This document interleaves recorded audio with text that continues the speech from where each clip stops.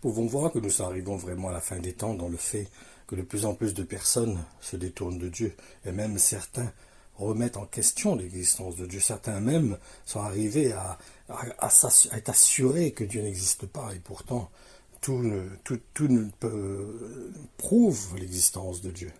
Rien ne peut exister sans un créateur. Tout ce que nous avons a été créé, tout ce que nous possédons a été apporté, est permis par l'existence, a été emmené à l'existence, à la fabrication, parce que des hommes ont emmené cette chose à la réalité. Ce qui existe actuellement ne peut pas exister sans un créateur, sans que quelqu'un crée la chose. C'est impossible. Donc, c'est des choses, c'est que là qu'on voit vraiment que l'ennemi est en train d'aveugler dans l'homme, dans un orgueil, et même en train de résister, en train de s'opposer, en train de devenir arrogant vis-à-vis de Dieu.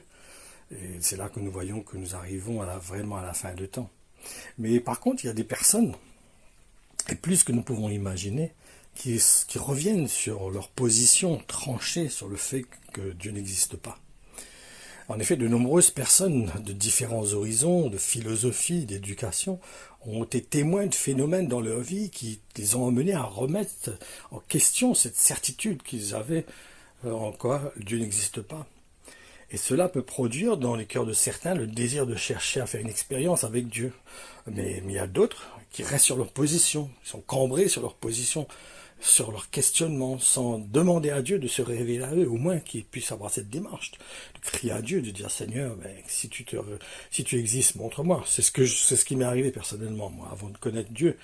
Je criais dans mon cœur, je disais, mais si vraiment tu existes, ben, montre-moi que tu existes.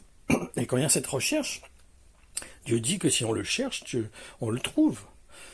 Et pourtant, en effet, Dieu attend que nous le cherchions. Même si en vérité, c'est lui qui nous appelle. Vraiment, il emmène des situations, il crée des situations dans notre vie, il nous emmène à faire des expériences dans notre vie qui nous emmènent à reconnaître son existence. Jérémie 29,13 me dit, vous me chercherez et vous me trouverez, si vous me cherchez de tout votre cœur.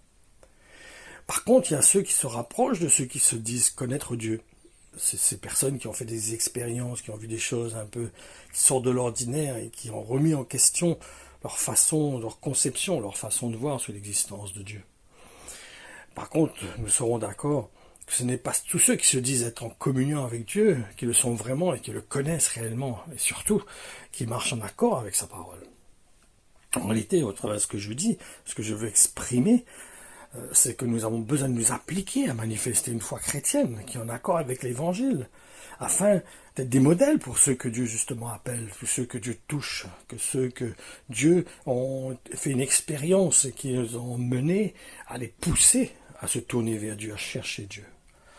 Et pour cela, il faut déjà que Jésus-Christ soit réellement le Seigneur de notre vie, parce que comment nous emmènerons des gens à Christ, sur le chemin, à être établis en Christ, à marcher en Christ, revêtir Christ, si nous-mêmes ne l'avons pas revêtu.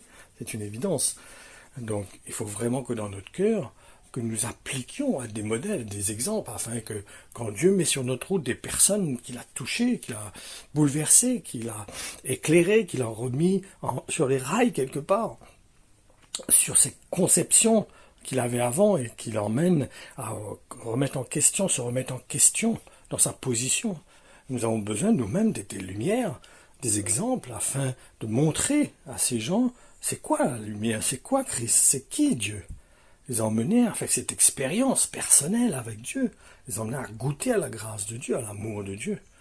Et c'est pour cela que nous avons besoin de nous-mêmes, de chercher à être établis en Christ, fondés en Christ, comme cette maison qui est bien bâtie, afin que réellement nous puissions abriter des gens, que des gens ressentent que nous-mêmes, nous connaissons Dieu, nous le connaissons personnellement. Ce n'est pas une religion, ce n'est pas une philosophie dans notre vie, mais c'est réellement quelqu'un qui a bouleversé notre vie et qui fait partie de notre vie. Donc je vous encourage à être des modèles, à être des exemples. Soyons des exemples, cherchons à être des exemples. Cherchons à être celui qui est le point de repère, le phare, qui emmène les gens à être attirés vers Dieu. Voilà, soyez bénis, mes frères et sœurs.